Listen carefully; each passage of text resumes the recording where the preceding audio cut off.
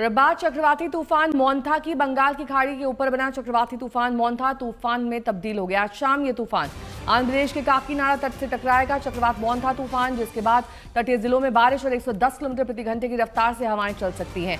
आंध्र प्रदेश के साथ साथ उड़ीसा, तमिलनाडु, पुडुचेरी में इस तूफान का सीधा असर पड़ेगा। लिहाजा चारों ही राज्यों में तूफान के खतरे को देखते हुए हाई अलर्ट जारी कर दिया गया है। लैंडफॉल के दौरान समुद्र में 5 मीटर तक ऊंची लहरें उठ सकती हैं। साउथ सेंट्रल रेलवे यानी कि SCR ने विजयवाड़ा डिवीजन के तहत चलने वाली 54 ट्रेन को कैंसिल कर दिया है।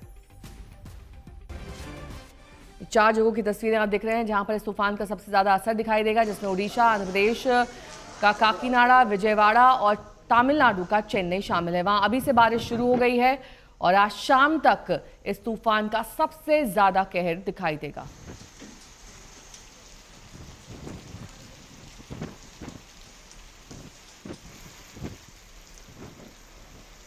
तो आज शाम आंध्र के तट से टकराएगा। 110 किलोमीटर प्रति घंटे तक चल सकती हैं हवाएं और तूफान से काफी ज्यादा नुकसान की आशंका जताई जा रही है। इन 4 राज्यों में इसका सबसे ज्यादा और सीधा असर दिखाई देगा, जिसमें आंध्र प्रदेश, उड़ीसा, तमिलनाडु और पुडुचेरी जैसे राज्य शामिल हैं।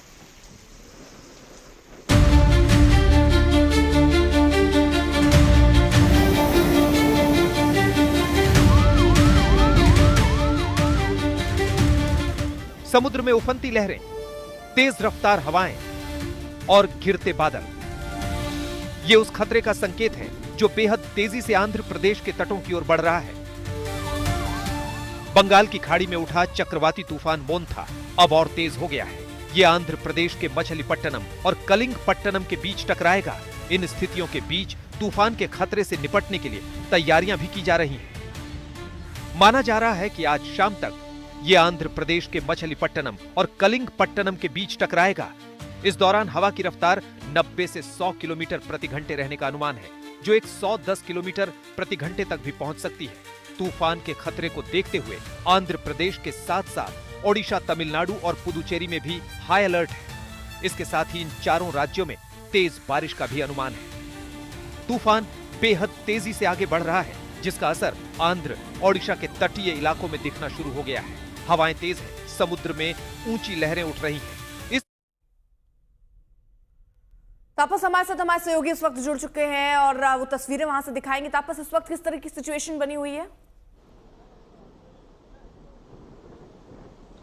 देखिए, मैं आपको तस्वीरें दिखाता हूं। हम गोपालपुर के बीच पे इस समय मौजूद है और ये जो तटीय इलाका है पूरी तरीके से खाली करवा दिया गया है, क्योंकि यहाँ पर ये अंदेशा लगाया जा रहा है कि शाम के वक्त या जब लैंडफॉल काकीनाडा में होगा तो उस यहाँ पर जबरदस्त हवाएं चलेगी और तकरीबन 80 से 90 किलोमीटर प्रति घंटे की रफ्तार से यहाँ भी हवाएं चल सकती हैं। साथ में मूसलाधार बारिश का भी आसार है और यहाँ हम सुबह से ही देख रहे हैं अलग अलग समय पर काफी ज्यादा बारिश देखने को मिला। इस समय आप समंदर देख सकते हैं, पूरी तरीके से उफान पर है और बताया गया है कि ऊंची लहरें काफी होंगी दोपहर के बाद से, क्योंकि जितना करीब आता जाएगा ये चक्रवाती तूफान लैंड के, उतना ही ज्यादा असर इन लहरों पर देखने को मिलेगा। इसलिए ये पूरा जो तटीय इलाका है पूरी तरीके से खाली करवा दिया गया है और ये एंट्री और एग्जिट पॉइंट जो है गोपालपुर बीच का, वहां पर बैरिकेडिंग लगाया गया है ताकि कोई गाड़ी या मोटरसाइकिल तक यहां पहुंच नहीं पाए। तो कुल मिलाकर हर तरीके का एहतियात बरता जा रहा है। साइक्लोन सेंटर्स को भी तैयार रखा गया है, SDRF NDRF टीम्स को भी तैयार रखा गया है।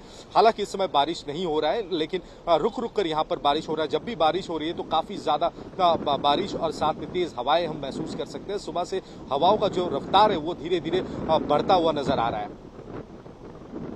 इस बीच तापस ये भी जानना चाहेंगे कि एहतियातन क्या कदम उठाए गए हैं, क्योंकि तटीय इलाकों में 4 राज्य शामिल हैं। ऐसे में जो रेस्क्यू ऑपरेशंस हैं, जो एहतियातन तौर पर प्रशासन ने निर्देश दिए हैं, वो काफी ज्यादा वाइड स्प्रेड होंगे और इसके लिए बहुत ज्यादा तैयारियों की भी जरूरी। कैसे मॉनिटरिंग की जा रही है?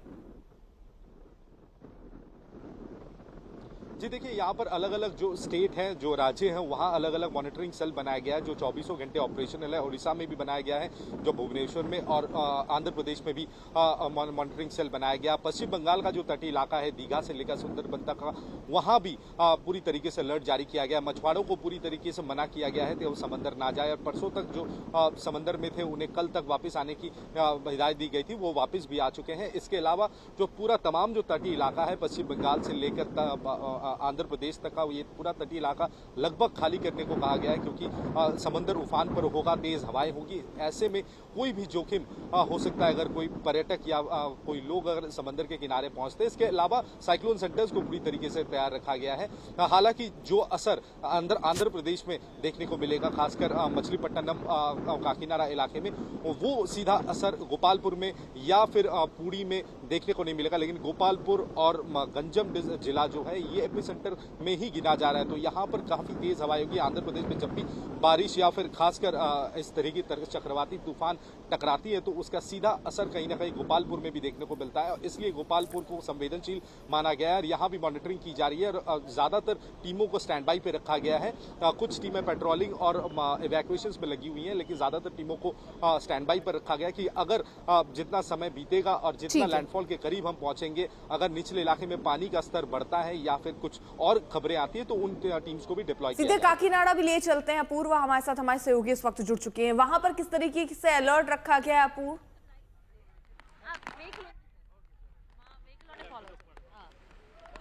जी, ऐसा आप देख सकते हैं बारिश यहाँ पे शुरू ही हो चुका है और लगभग ये साइक्लोन का प्रभाव अभी आगे कुछ ही घंटों में और तेजी पड़ने ही वाला है। अगर आप देख सकते हैं हम यहाँ काकीनाडा में हैं और काकीनाडा में ही लगभग लैंडफॉल होने का भी यहाँ पे संभावना दिखाई दे रहा है।